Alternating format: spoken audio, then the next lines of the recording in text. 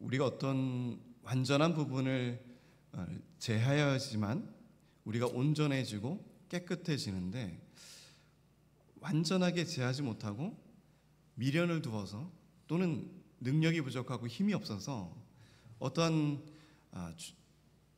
중요한 완전히 없애야 될 부분들을 없애지 못하고 있을 때, 나중에 후에 그 없애지 못했던 그 작은 부분들이 나에게 큰 짐이 되고 올무가 되는 경우가 있습니다.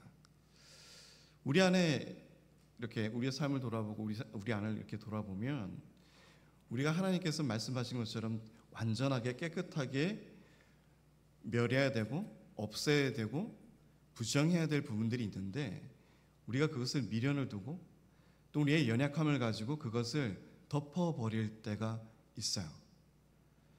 그것이 바로 죄라고 하는 작은 부분들인데, 그것을 우리 삶 속에 조금이라도 이렇게 남겨두거나 또 미련이 있어서 또 그것을 재발하거나 재범하거나 했을 때, 우리는 다시 원래대로의 삶으로 돌아가는 것을 볼 수가 있습니다. 은혜로 가득한 삶을 살아가는데 가장 방해되는 요인들이 바로 우리가 미련을 두고 또 우리의 연약함 때문에 덮어두는 작은 점들의 죄 때문에 인해서 그것이 크게 번져나갈 때가 있다라고 하는 것이에요. 그래서 오늘 17장은 주일 학생들이나 또 어린 학생들이 너무나도 잘 알고 또 많이 말씀을 가르치는 부분이기도 하고, 또 유명한 또 등장인물들이 많이 등장하는 장이기도 합니다. 그래서 이 골리앗이라고 하는 이 가드 사람이라고 하는데, 이 블레셋은 이 팔레스타인 지역은 이 해안 지역이에요. 그래서 이 이스라엘의 이 강원도만한 이 땅에서, 그리고 또 그 중에 해안가 지역에 위치한 이 블레셋 사람들이 살고 있는 곳, 이곳은 하나님께서 여호수아를 통해서 가나안 땅에 들어갈 때 그것을 완전하게 정복하라라고 하는 의미로 그 땅을 정복하기를 원했습니다. 그런데 여호수아는 그 땅을 완전하게 정복하지 못하였고 그 땅을 남겨두었어요. 그 땅이 바로 이 가드, 그리고 가사, 그리고 아스돗이라고 하는 땅입니다.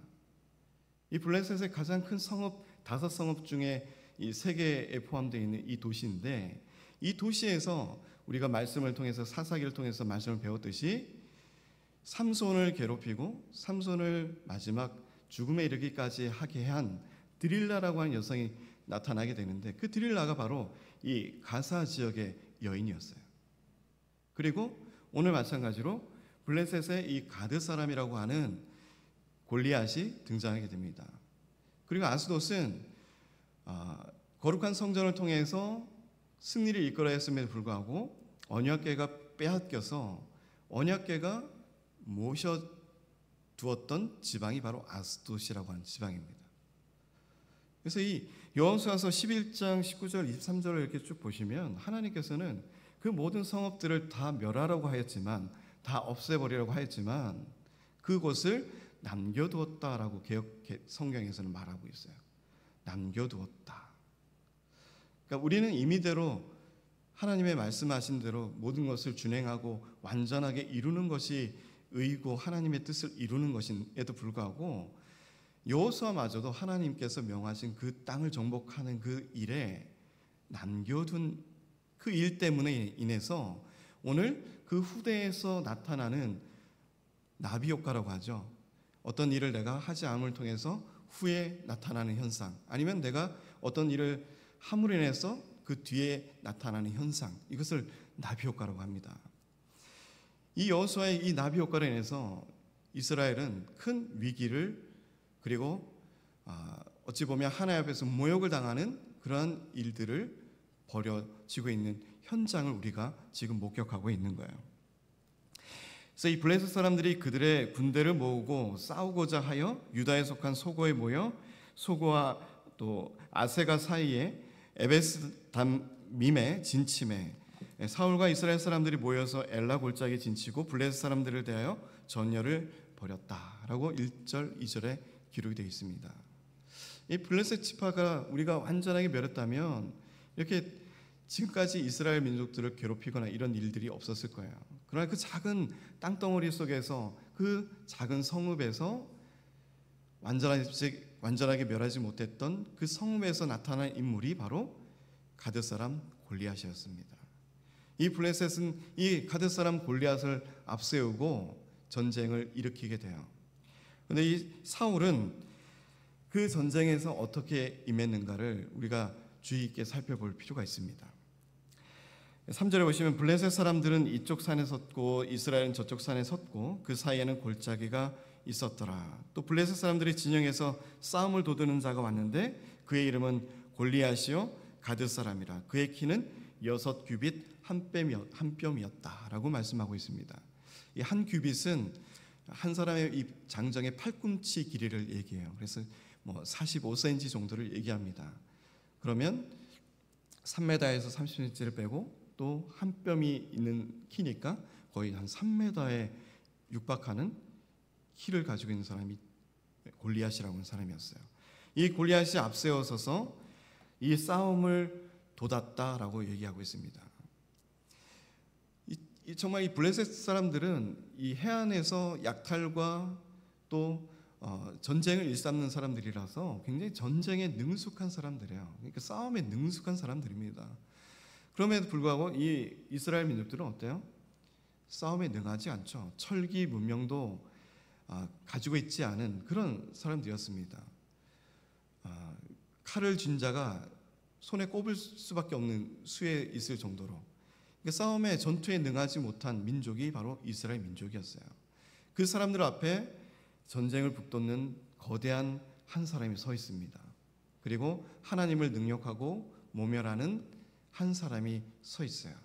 그 사람이 바로 우리가 완전하게 제하지 못하고 멸하지 못했던, 하나님의 말씀을 준행하지 못했던 그 가나안 땅에서 가드라고 하는 지역에서 살아남은 골리앗이라고 하는 사람이었어요. 그러니까 우리 인생 안에서도 끊어버려야 될 것은 끊어야 하고 완전하게 없애야 할 것은 없애야 하는데, 그렇지 못함으로 인해서 우리의 발목을 잡을 때가 있다라고 하는 거예요. 우리를 부끄럽게 만들고 우리를 두렵게 만들고 우리를 수치스럽게 만들 때가 있다라고 하는 것입니다. 과연 우리 삶 안에서 하나님의 말씀을 통해서 우리가 완전하게 준행하지 못하고 완전하게 멸절시키지 못하는 그것들이 무엇이 있을까요? 라고 하는 것이에요.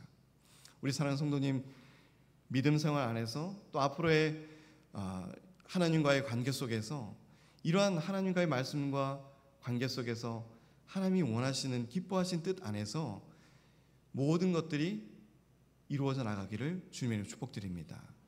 내 욕심과 내 연약함으로 덮어버리는 죄나 아니면 나의 욕심들을 끄집어내어서 하나님 앞에 완전하게 드러내고 이것을 도말하지 않으면, 깨끗하게 없애버리지 않으면 우리도 이와 같은 후대에 이러한 비극적인 나비 효과를 맞이할 수도 있다라고 하는 거예요.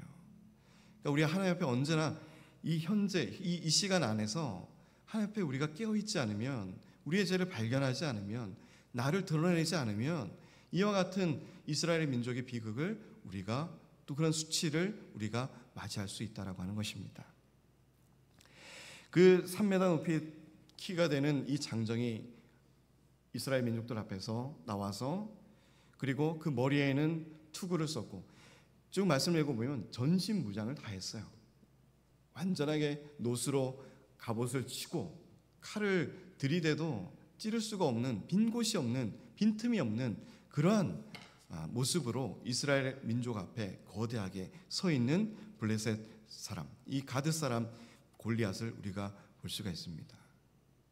어찌 보면 이 블레셋이라고 하는 이 지역은 우리가 믿음 생활을 하고 삶을 살아가는 데 있어서 영적인 전투를 계속적으로 이끌어내야 될 그러한 대상과도 마찬가지라고 하는 의미예요. 우리 삶 속에는 늘 이 블레셋 지파와 같은 우리를 괴롭히고 우리를 끄집어내고 우리를 비난하고 비판하는 그러한 세력들이 늘 우리의 삶 가운데 있습니다. 하나님은 그를 통해서 이스라엘 민족들을 깨우고 또 하나님의 임재와 하나님의 놀라운 능력의 붙드심을 통해서 살아가는 하나님의 백성임을 깨워 일으켜 세우는 것이 하나님의 목적이에요. 그러니까 우리가 몽둥이로 맞을 때 몽둥이만 보는 것이 아니라 몽둥이를 쥔 사람을 봐야 된다는 거예요. 그 몽둥이를 쥔 주체를 우리가 바라봐야 된다는 거예요. 근데 우리는 맞을 때 몽둥이만 봐요. 몽둥이의 사이즈, 어떤 몽둥이의 종류가 있는가. 우리 아이들을 막 이제 혼낼 때 뭐 여러 가지 종류의 몽둥이가 있습니다. 뭐 구두칼도 있고요. 구두칼에도 종류가 많죠. 나무로 된 긴 것도 있고요. 이게 제가 막둥이 온유한테 그래요. 야, 오빠 혼내줘야 되니까 너가 마음에 드는 몽둥이를 들고 와라 그래요. 그럼 얘가 막 쫄래쫄래 가가지고 여러 종류를 막 들고 옵니다. 아빠 어느 걸 원하세요? 네. 우리는 몽둥이밖에 보질 못해요. 그런데 우리가 봐야 될 것은 왜 몽둥이로 나를 때리는가? 왜 그분이 나를 치는가에 대해서 깊은 고민을 해야 됩니다. 하나님은 그 몽둥이를 통해서 이스라엘이 다시금 하나님을 바라보기를 원하고 계세요. 하나님이 주인이시다, 하나님이 왕이시다라고 하는 것을 보기를 원하고 계신 것입니다. 그것이 바로 긍휼이고 그것이 바로 사랑이다라고 하는 거예요. 사랑이 없으면 사생자와 마찬가지에 관심이 없어요. 내가 그 아이를 바로 일으켜 세울 필요가 없는 거예요. 네 멋대로 해라. 당신 멋대로, 당신이 원하는 대로 사세요. 유기하고 방치하는 것이 그게 사랑에 반대되는 개념입니다. 하나님은 우리를 끊임없이 다독이고 치는 이유는 제자리로 돌아오길 원하고 계시는 거예요. 우리가 곁길로 빠지고 세상의 지름길로 빠져 있을 때 하나님께서 다시금 어떤 고난을 통해서, 연단을 통해서 우리의 삶에 계속적으로 개입을 하시고 우리를 바른 길로 인도하기 위해서 작은 몽둥이를 준비하고 계신 것입니다. 그러니까 우리는 때로는 몽둥이를 맞을 때 몽둥이만 보면서 원망할 때가 있어요. 내가 왜 맞아야 되지? 내가 왜 아파야 되지? 내가 왜 이렇게 힘들게 살아야 하지? 내 앞에는 왜 이렇게 고난의 삶밖에 없지? 나는 왜 내 삶에 행복이 없지? 이 나이가 되도록 내가 이렇게 열심히 살아오고 희생하면서 살아왔건만 내 앞에는 왜 이렇게 희망이 없고 행복이 없는 삶이 계속되는 것인가? 어찌 보면 그것도 하나님께서 주시는 연단과 몽둥이일 수도 있어요. 이 시간을 통해서 하나님은 하나님께 더 깊이 묵상을 통해서 나아가길 원하고 계실 수도 있습니다. 하나님을 더 찾고 부르짖는 시간을 주기 위해서 우리에게 아라비아와 같은 광야의 시간, 3년간의 시간을 사도 바울에게도 준 것처럼 우리에게도 그런 시간을 주실 수 있다라고 하는 거예요.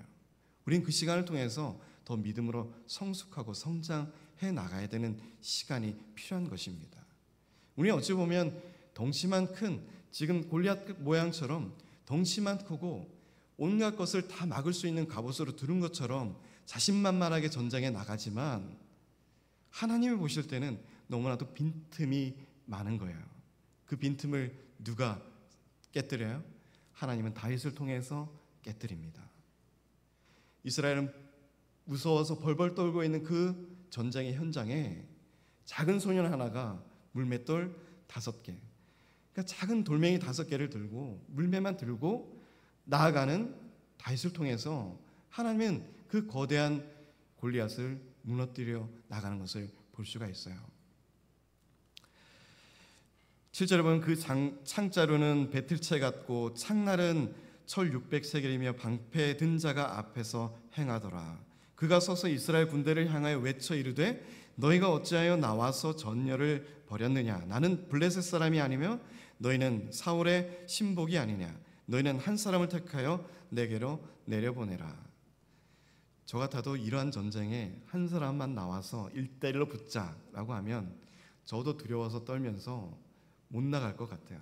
왜냐하면 그 무기도 다양하고 또 앞에는 방패를 든 자들까지도 딱 있는 상태에서 나가면 백전백패할 것 같은 그러한 불안감과 두려움이 가득해 있는 그런 상태에서 전쟁을 한다, 싸움을 한다, 이길 수가 없죠. 그것을 심리적으로 굉장히 이 골리앗은 잘 이용하고 있는 거예요. 그가 나와 싸워서 나를 죽이면 우리가 너희의 종이 되겠고 만일 내가 이겨 그를 죽이면 너희가 우리의 종이 되어 우리를 섬길 것이니라. 그 블레셋 사람이 또 이르되 내가 오늘 이스라엘 군대를 모욕하였으니 사람을 보내어 나와 더불어 싸우게 하라 한지라. 이 긴 말씀이 진행되고 있는 가운데 사울이나 이스라엘의 민족의 반응들이 보여지질 않아요. 이 골리앗이 이 한 명이 이스라엘을 능욕하고 하나님의 백성들을 능욕할 때 아무도 이에 대해서 화답을 하거나 맞서는 자가 없는 것을 볼 수가 있습니다. 11절에 보시면 이 이스라엘의 현 상황에 대해서 극명하게 잘 나타내주고 있는 것을 볼 수가 있어요. 사울과 온 이스라엘이 블레셋 사람의 이 말을 듣고 놀라 크게 어떻게 했다고요? 두려워하니라. 저번 주에도 말씀드렸지만 이 두려워하는 것이 얼마나 사람을 경직되게 만들고 작게 만들고 패배감에 절게 만드는가라고 하는 거예요. 이 두려움의 그 근본이 어디에서 시작되는 것을 우리는 말씀 통해서 배웠습니다. 바로 이 죄로 통해서 들어온 이 두려움이라고 하는 이 감정, 나를 하나님 앞에서 감추게 만드는 감정, 하나님보다도 다른 세상적인 것을 나를 덮게 만드는 감정, 이것이 바로 두려움이라고 하는 거예요. 그러나 하나님과 밀접하게 관계를 가지고 하나님께 붙들려 있는 사람들은 이런 두려움이 철저하게 사라지는 것을 볼 수가 있습니다. 믿음의 선조들이 그러하였고 다니엘과 그의 친구들도 마찬가지였고 하나님과 신실하게 관계를 맺는 사람들의 모습을 바라보면 죽음의 칼날이 들어오거나 죽음의 현장에 눈앞에 닥쳐올 때 그들은 오히려 의연하고 담대했다는 것을 살펴볼 수가 있어요.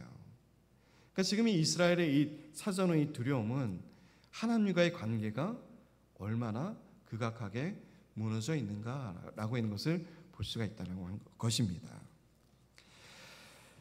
사울의 진영에 이제 다윗이 나타나게 되는데 12절에 보시면 다윗은 유다 베들레헴 에브랏 사람 이세라는 사람의 아들이었는데 이세는 사울 당시 사람 중에 나이가 많아 늙은 사람으로 8 아들이 있는 중 이렇게 말씀합니다. 그래서 우리 저번 주에 말씀을 배웠듯이 7명의 아들이 다 지나가도 그들의 모습이 준수하고 아름다워도 사무엘은 그에게 기름 붓지 않았어요. 그러나 양을 치는 목자인 그 어린 다윗에게 기름을 부었고 그 기름을 부음 통해서 어떻게 되나요? 다윗에게는 성령이 임하였다라고 했습니다.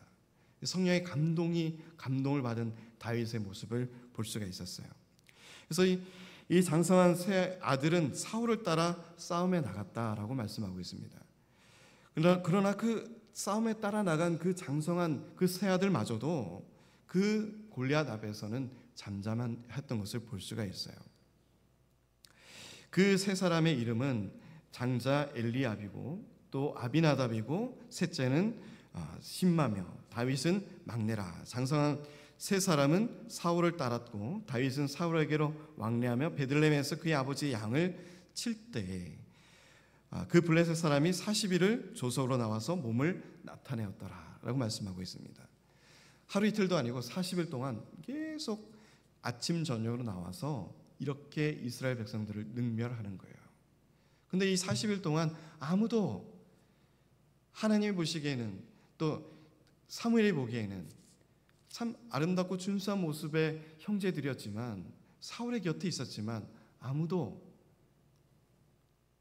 용기 있게 맞서서 나가서 골리앗의 입을 다물게 하는 자가 없었다라고 하는 거예요. 그런데 17절에 보시면 이새가 그의 아들 다윗에게 이르되 지금 내 형들을 위하여 이 볶은 곡식 한 에바와 이 떡 10덩이를 가지고 진영으로 속히 가서 내 형들에게 주고 이 치즈 10덩이를 가져다가 그들의 천부장에 주고 내 형들의 안부를 살피고 증표를 가져오라. 그러니까 다윗의 역할은 굉장히 작은 부분이었다라고 하는 거예요. 전쟁이 임할 수 있는 그러한 신체를 가지고 있는 조건을 가지고 있는 상황도 아니었고 형들에게 그저 먹을 것을 갖다 주고 양들을 치는 그 험한 일과 또 그 일에 집중할 수밖에 없는 형편이었다라고 하는 거예요. 그럼에도 불구하고 그 일에 열심을 했고 충성을 했다는 것을 볼 수가 있습니다. 남들이 하기 싫어하는 그 일들을 다윗은 해내었다라고 하는 거예요. 다윗은 이러한 어릴 적부터 이 연단과 이 시험과 이 과정을 통해서 믿음적으로 많은 성숙을 이루어낸 것을 볼 수가 있습니다. 그러니까 이 작은 아이라고 해서 믿음이 없고 또 사람이 어른이 되었다고 해서 믿음이 크다라고 하는 것은 잘못된 생각이라고 하는 거예요. 하나님 보실 때는 작은 지체지만, 연약한 지체지만 그 하나님의 말씀과 뜻을 얼마나 잘 준행하고 살아가는가가 이 사람의 크기로 보여지시는 거예요. 우리가 그럴듯하게 하나님의 일을 참 멋있게 잘 감당하고 열심으로 하고 있지만 하나님 보실 때는 그것 굉장히 우리가 작아 보일 때가 있다라고 하는 것입니다.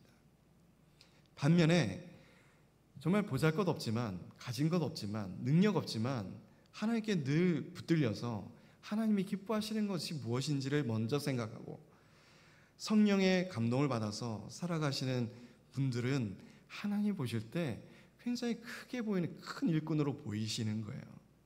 그러니까 하나님과의 관점과 사울의 관점이 너무나도 다른 것을 우리가 볼 수 있다라고 하는 것입니다. 그래서 다윗은 이 말씀을, 이 전쟁 중에 이 모멸감을 느끼는 이 현장에 찾아오게 됩니다.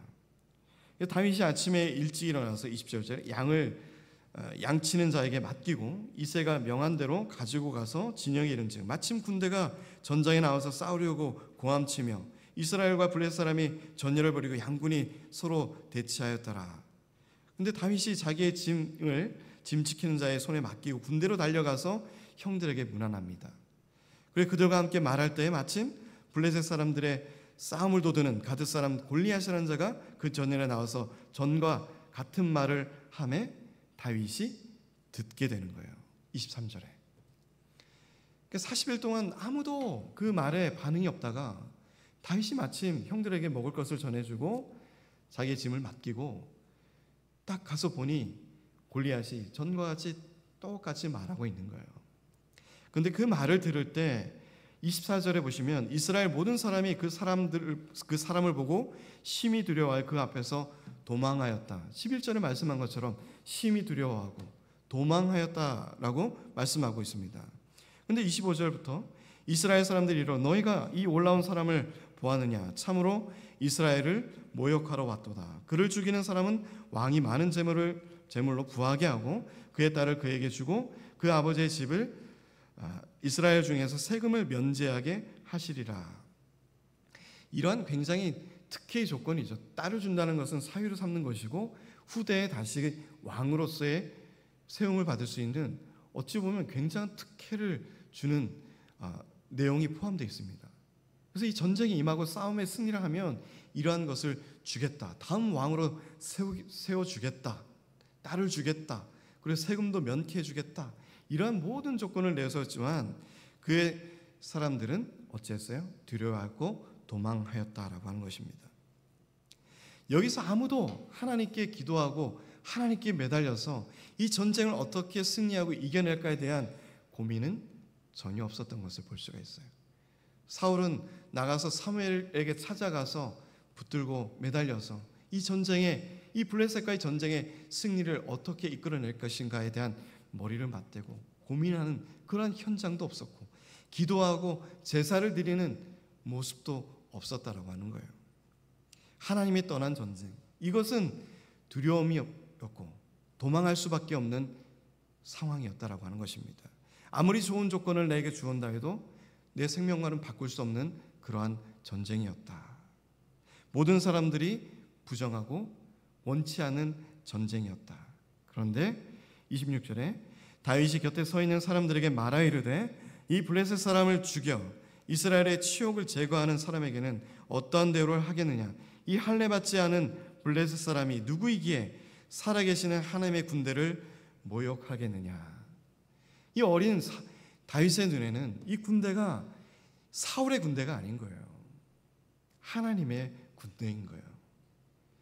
이 작은 교회가 내 교회가 아닌 거예요. 하나님의 교회인 거예요.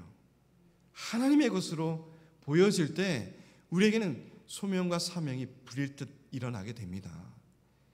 내 교회라고 한다면 지칠 거예요. 왜 이 빈자리가 채워지지 않을까? 내가 내 가족을 아무리 선도해도 이 자리에 앉힐 수가 없을까? 낭망하고 실망하고 때로는 실족하면서 하나님께 기도하기도 어떨 땐 지칠 때도 있을 거예요.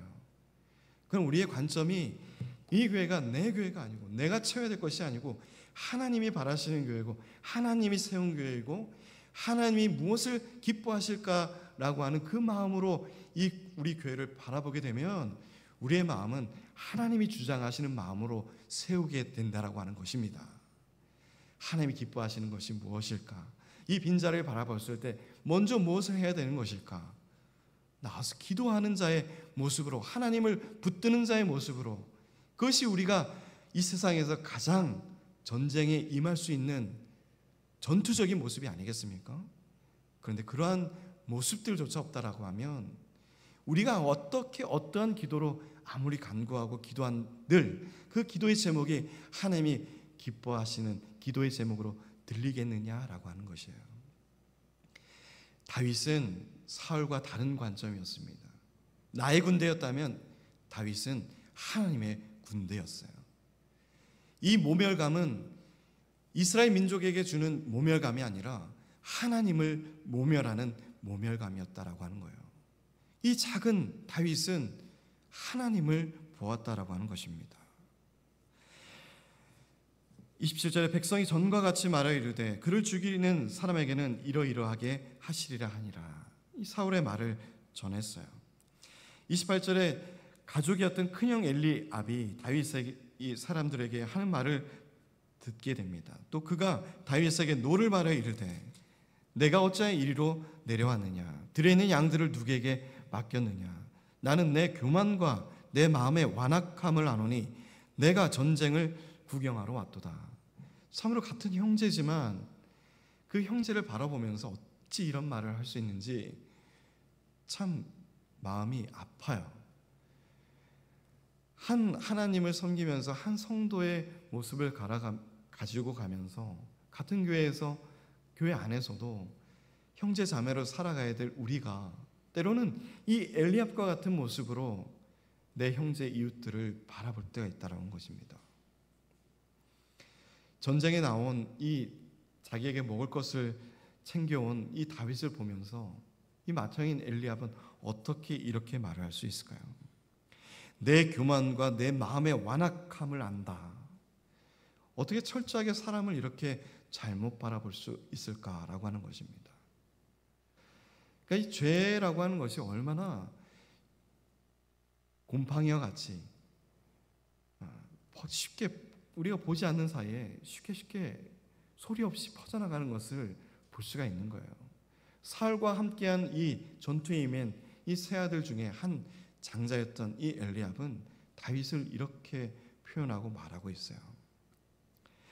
그런데 이 말을 들은 다윗은 이렇게 말합니다. 내가 무엇을 하였습니까? 어찌 이유가 없겠습니까? 30절에 돌아서서 다른 사람을 향하여 전과 같이 말하며 백성이 전과 같이 대답하더라. 다윗은 하나님의 백성을 모욕하는 이 골리앗에 대해서 계속적으로 말하고 있는 거예요. 그 백성들에게 그와 같은 자신의 마음을 계속적으로 전하고 있는 거예요. 근데 어떤 사람이 이 다윗의 한 말을 듣고 사울에게 전하게 됩니다. 그때 사울이 다윗을 부르죠. 그리고 어떻게 합니까? 33절을 보시면 다윗에게 이르되 내가 가서 저 블레셋 사람과 싸울 수 없으리니 너는 소년이고 너는 어려서부터 용사임이니라. 다윗이 사울에게 말하되 주의 종이 아버지의 양을 칠 때 사자나 곰이 와서 양떼에서 새끼를 풀어가면 내가 따라가서 그것을 치고 그 입에서 새끼를 건져내었고 그것이 일어나 나를 해하고자 하면 내가 그 수염을 잡고 그것을 쳐 죽였나이다. 주의 종이 사자와 곰도 쳤은즉 살아계신 하나님의 군대를 모욕한 이 할례받지 않은 블레셋 사람 이리이까 그가 그 짐승의 하나와 같이 되리이다. 저는 이 어린 소년 다윗에게서 어떻게 이런 말이 용사 같은 말이 나오는지 참 감동을 받게 됩니다. 이렇게 군사적인 훈련을 통해서만 군사가 되고 군인이 되는 것이 아니라고 하는 거예요. 사울은 칼을 들고 용맹스럽게 군사훈련을 하고 창을 찌르는 법, 칼을 다루는 법을 배워야지만 전쟁에 임하고 승리를 할 수 있는 그러한 자격 요건으로 바라보지만, 하나님을 바라보는 다윗에게는 그 전보다도 내가 양을 칠 때 또 양을 해하려고 하는 그 짐승들을 내가 물리쳤고, 그러한 경험을 통해서 오는 어떤 것일까요? 하나님의 임재를 바라본 거예요. 하나님이 나를 도우셨다라고 하는 믿음의 삶, 하나님이 내 삶에 실제적으로 임하는 그 능력의 삶을 체험했기 때문에 다른 칼이나 다른 갑옷이 전혀 필요하지 않았던 거예요. 그의 용맹은 하나님께로부터 나오는 것입니다. 하나님께로 붙들렸을 때 나오는 용기라고 하는 거예요. 허무맹랑한 것이 아니라 하나님께 우리가 붙들려 있으면, 하나님께 완전히 우리가 속해 있으면 어떠한 전쟁이, 어떠한 고난이, 어떠한 역경이 우리 앞에 닥쳐오더라도 우리는 그것이 두렵지 않다라고 하는 겁니다. 우리의 생명의 주인 되시는 분이 바로 하나님이시기 때문이에요. 다윗은 하나님을 보고 있는 것입니다. 이 짐승의 하나와 같이 되지 않겠습니까? 그런데 실제적으로 우리는 사울과 같은 똑같은 사람들일 거예요. 그 얘기를 들으면서 아마 큰 웃음을 또는 실소를 저질렀을 것입니다. 뭐야, 이 작은 아이가 나와서, 어른들도 지금 40일 동안 그의 앞에 나가는 자가 아무도 없고, 내 딸과 결혼시켜주고 이 나라를 준다고 했음에도 불구하고 아무도 그에게 나가는 자가 없는데, 이 소녀는 참 기특하기도 하지만 어찌 보면 참 아닌 것 같기도 하고, 뭐지? 라고 하는 생각을 가졌을 거예요. 또 다윗이 이르되 38절을 보시면, 이에 사울이 자기 군복을 다윗에게 입히고 또 노투구를 그의 머리에 씌우고 또 그에게 갑옷을 입히매 라고 합니다.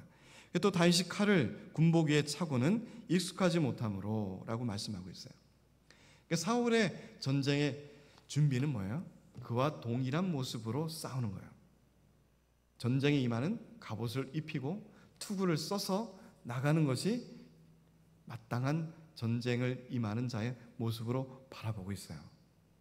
근데 이 작은 소년이 그 갑옷과 칼을 들고 나가기에는 너무나도 부족이었고 불편한 모습이었다라고 하는 거예요.